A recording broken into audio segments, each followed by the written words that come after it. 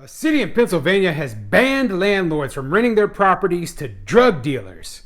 I'm Tony, and this is Real Estate Investing and Landlord News. All right, so I have an interesting topic to be going over today, and it's coming out of the state of Pennsylvania. So a small town there had a lot of problems with these out-of-town drug dealers moving in, selling drugs in the area. So they passed this ordinance that said, hey, landlords cannot rent their properties to these people who've been convicted, of dealing drugs. And that was their solution to help solve the crime problem, right?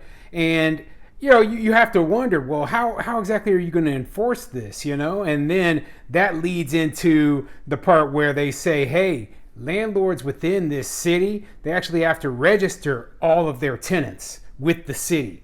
Okay, so this is a very far-reaching law, and this isn't a very big town, but it is insane to think that, hey, you're going to have the government up in all of your business. They're going to know they want to know all the tenants you got in your property. They want to know, who you're renting to, and they're going to tell you who you can and who you can't rent your property to. Now, I got a big problem with that. I don't like that kind of government overreach. Now, I understand that the city has a problem with drug dealers, and I don't want to live next to drug dealers. I wouldn't be renting to a drug dealer in the first place. This is kind of like the opposite situation, what you would see in a place like New York, where they want to force landlords to take drug dealers into their properties. Well, this is the exact opposite of that. So this is insane, and I thought it was pretty interesting. So, I can't wait to get into the article, but before I get into the article, go ahead, hit the like and subscribe button. Maybe leave a comment down below. Let me know what you think. Do you think it's a good idea? And do you think it will actually help that the city banned landlords from renting their properties out to drug dealers? People convicted of drug crimes. That's what I believe the law says. The article is going to go more into the very specific details of this whole thing. But, this is a crazy situation. And, I really don't know if it's going to work out the way they want it to, or if it's just, in my opinion, it looks like it's just taking away property rights for a landlord and hurting people who possibly have rehabilitated from crimes. I'm not saying that I would want to rent to these people, but maybe that should be left up to the discretion of the property owner. And the city should focus on, hey, preventing crime in other ways. So let's get into it. This article is coming from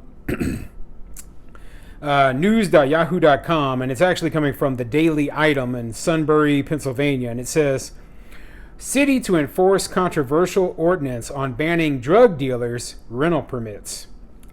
Let's see what the article says. Sunbury officials say they plan to enforce an ordinance designed to get a better understanding of who is living in the city. Councilman John Barnhart, who is in charge of the code department, is working with the code office and solicitor Joel Weist on enforcing an already in place ordinance that will require landlords to provide their tenants photo identifications and background checks to City Hall. We want to know who is living here, Barnhart said. This is an ordinance that is already in place but has not been enforced, and we will start to enforce this now. So the original thought was, we're going to ban drug dealers, but they realized that there's no way you can ban drug dealers unless you know everyone who is being rented, every tenant that is being rented to. So their solution to that problem is to require landlords to give the city a copy of the tenant's photo ID and background check. Okay, that seems to be going a little bit beyond what the initial goal is. Right now, we're getting into privacy concerns. Now, this is a big privacy issue. I'm not saying that drugs and crime isn't a problem, right? What I am saying is that why does the city need to know every little thing that every landlord and every tenant is doing? Okay, can't we just live our lives and not have this government intrusion into it? But the answer to that is no. They want to go all out and just be able to control everything. And this sort of control being put into place, well, it's not going to lead anywhere good. And that's my personal opinion. You see why I don't like government overreach. I don't like socialism, and that's, even though they're putting it under the premise of lowering crime, right? See, you put the fear of people, of crime into people, or of bad situations, and suddenly you start passing stuff that doesn't pass muster, that's unconstitutional, that's actually more hurtful than it is helpful. So that's why I'm against this whole ridiculous argument here that they have. Additionally, Barnhart said the city will also enforce a controversial landlord-tenant ordinance which banned convicted drug dealers from renting in Sunbury for at least 7 years. It also requires that a manager be designated for all rental properties. The council passed the ordinance in 2012 under former Mayor David Persing. Barnhart said he and Weist are working up the new language to be voted on by the council for new guidelines for renters permits. If you just rented a property in Sunbury in 2 years, the landlord will need a photo ID and background check of who is living in the structure, Barnhart said. The manager or owner must live within 25 miles of Sunbury and be available in case of emergencies, the ordinance states. A rash of 2012 drug raids that included several Sunbury renters was a catalyst for the ordinance, Persing said at the time. So yeah, they had a bunch of drug raids back in 2012 that I guess were going on in properties that were where there were, tenants were basically using the properties to go about doing their illegal business. So their solution to that was, hell, you got to have somebody within 25 miles. How is that going to help? Okay, imagine you're the landlord who lives 30 miles outside of town, and now all of a sudden they're telling you, well, you need to have a property manager up in town. Basically, they're screwing that guy over. Not only that, but there's no guarantee that even if you have a property manager in town, even if you do a background check on a tenant, that doesn't mean that there's not going to be drug raids, that there's not going to be drug dealers living in the properties.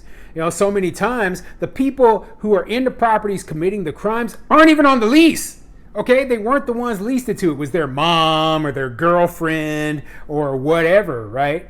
They just happened to be living there, not on the lease, and causing all this trouble. This happens a lot, and a lot of landlords get caught up in that kind of mess. So it sucks that all the good landlords who already were, taking care of their properties, they just live a little bit outside of that 25-mile line. Now they're being told, well, you have to hire a property manager because we don't believe you're doing a good enough job.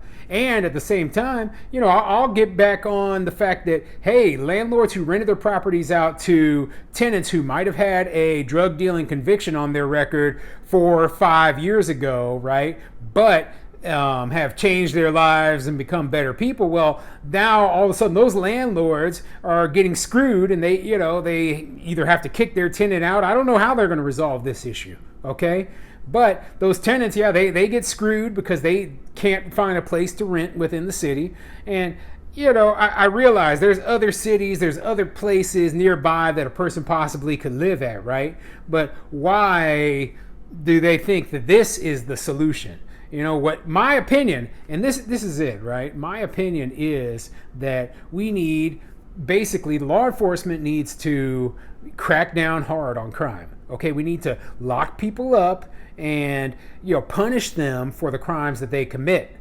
Okay, that is really what's going to help. So when you catch a drug dealer, somebody who's dealing drugs, and we have a drug raid at their place, we don't want to see them back out on the street in under a year. Okay, they should be in prison for years. They shouldn't be coming back to town. There shouldn't be any crime because we done locked all the drug dealers up. That's the solution, in my opinion. Okay, now I realize that that's not going to happen, but it's unfortunate that it's not going to happen, in my opinion. Okay, so let's keep going with this article.